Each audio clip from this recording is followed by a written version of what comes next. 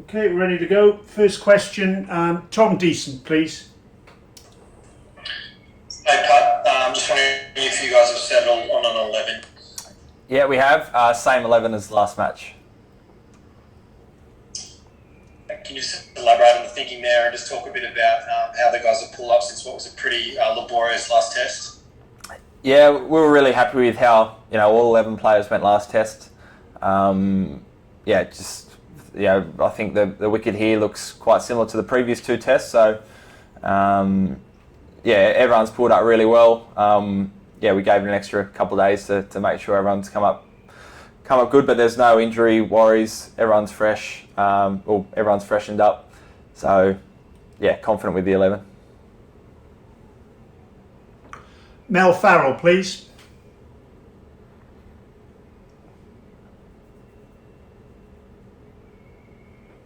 Hello, Mel. Sorry about that. Hey Pat, just you say you think the pitch, do you think it just sort of looks similar to how it played in the last test? Or what else do you know about this pitch and the expectations of what it's going to be like? Another tough one for the bowlers? Yeah, it looks quite similar. It's not a lot of grass on it. I think it's had quite a lot of traffic throughout the PSL on it as well. It seems hard, but I can't see it being too much different from the other ones. We feel like we've got all bases covered if needed for reverse swing or spin later in the game. And just if I can ask one more, bearing in mind that now we are at the decider, and you've been in some good positions certainly in the last test, how do you approach it differently? Just a matter of taking the chances, or are you going to look at some different tactics, particularly I guess in how you use your bowlers? No, I think what's been clear, especially this week, was I think the way we've gone about it is the right way.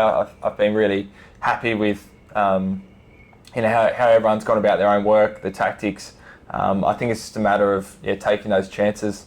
I think wickets are at a premium in this series, so you can't afford to drop too many chances. We created more than 10 chances. We just unfortunately didn't take it. So that's going to be the challenge this week. But I think nothing changes the way we've gone about it. Has proven that I think it's the right method. Channel 7 Sydney, please. Pat, Andrew McKinlay, just a supplementary one then to Mills. Does that mean that you've got the same 11, basically the same bowling plan, and it's just a case of execution to complete a 1-0 series victory? Yeah, essentially. Yep.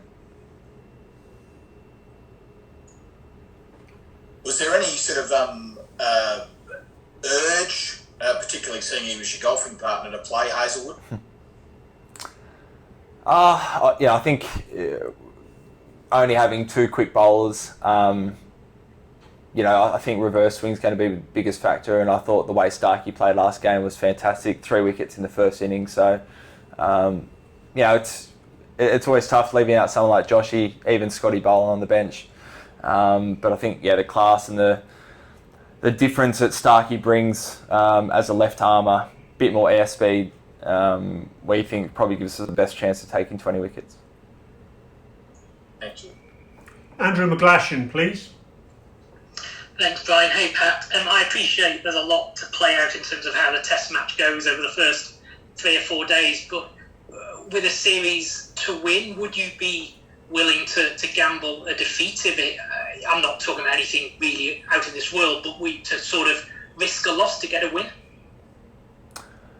It's kind of hard to judge without knowing the scenario, but I think you never think of playing it super safely if there's a win on the line. I think in reality, a lot of the time over here, the wickets probably don't provide the same rate of play or pace of play, or maybe the same opportunities around in other places of the world. So it's kind of hard to compare apples and oranges when it comes to some tactics going for the win, but absolutely.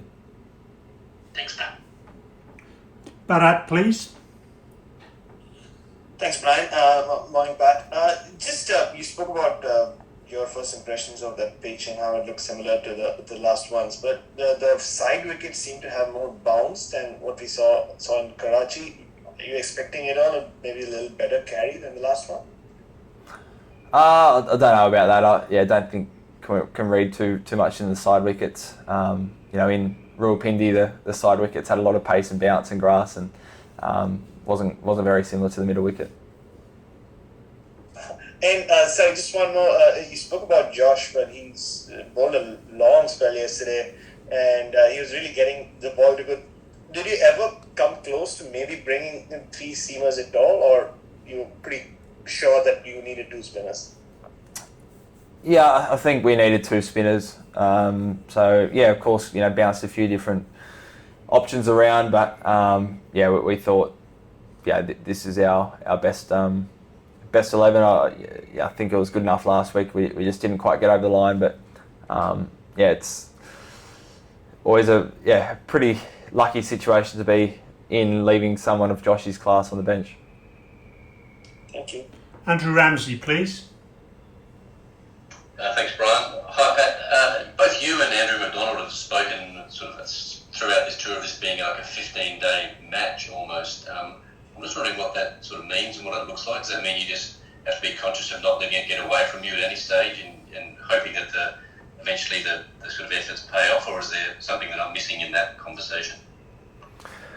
Yeah, I think, when we speak about a 15-day, test match, it's short turnarounds, 3 days last test, 4 days this test, and there's a lot of draws over here in Pakistan, so we're used to playing in Australia, other parts of the world where there's always results more often than not, whereas here, opportunities might not present themselves every day. It's about holding on.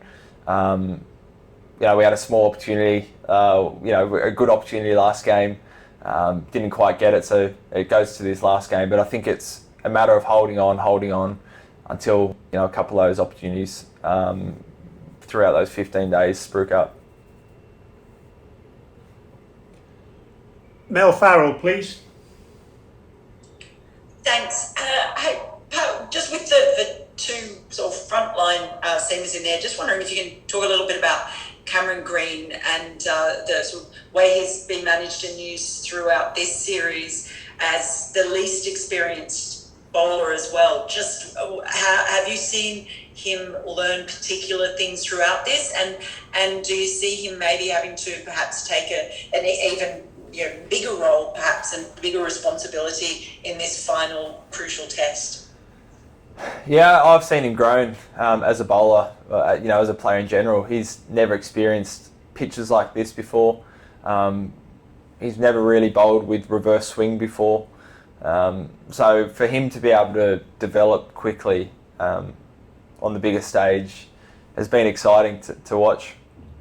I think there's certain moments within, the 80 overs of a ball where pace bowlers aren't going to be as effective, and there's other times when the ball's reverse swinging where you've got a real role to play. So, I think if he's on, it's for a real purpose. It's to have impact with a reverse swinging ball, or perhaps to use his pace and bounce for some short bowling to try and create something. But I think over here, if it's just bowling for the sake of it, I think we've got some great spinner options that will mean that we can keep Greenie fresher for the other times.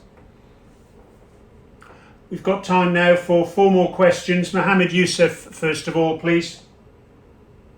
Back to Lahore, weather is going hotter and hotter. Can this affect your performance? We're used to playing in hot weather. It's certainly, it is hot here, probably the hottest of the 3 venues. I guess the good thing here is spin bowlers bowl a lot of overs, so if we need to take a bit more time as fast bowlers, we will. All the players are super fit. It's a big match, so it's hot, but it's nothing we haven't experienced before. Moazzam Ahmed, please.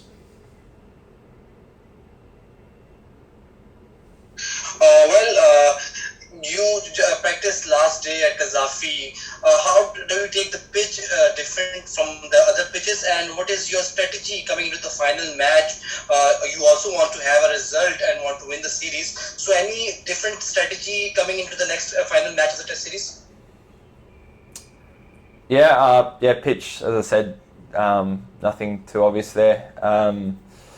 In terms of change of strategy, I think we'll see how the match plays out. I don't think we need to change too much. Usman Khan, please.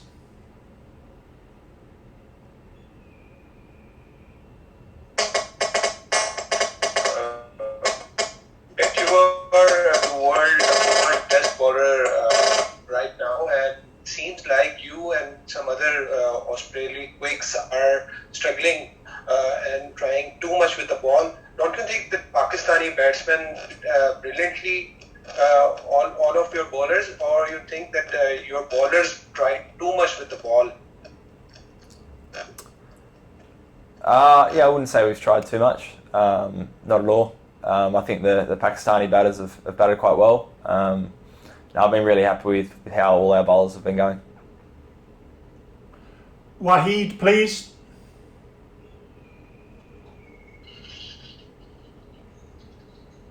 Waheed, please.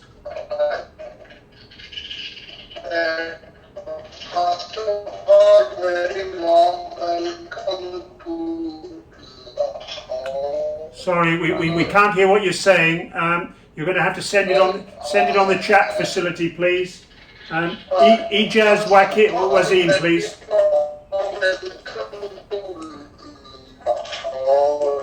My question is, are you planning any? Can't hear you, sorry. Sorry, we can't hear you. Use the chat facility, please. Ijaz Wazim, please. Skipper, my question is, a few months ago, Australia beat England 4-0, and now Pakistan, you played 2 test matches, and Australia could not win so far one match. So, is it Pakistani resilience is a big factor, or dead pitches are a big factor? I'd say it's a bit of both. It's very different cricket here to playing in Australia. A lot of those matches in Australia were over in kind of 3 days. There was lots of wicket-taking opportunities. It's played at a different pace over here in Pakistan. So, I wouldn't compare the two too closely. Last question now, please. Anas Saeed. Skipper, any special plan for Babar Azam? No, I thought he batted well. We'll have a bit of a look and a review of different things we can try, but he played an outstanding inning. So, it's like a lot of the best players in the world. They've seen a lot of the plans before, so it's just about trying to be really good for really long. Thank you very much, everyone. Take care and look forward to seeing you during the test match. Thank you. Thank you.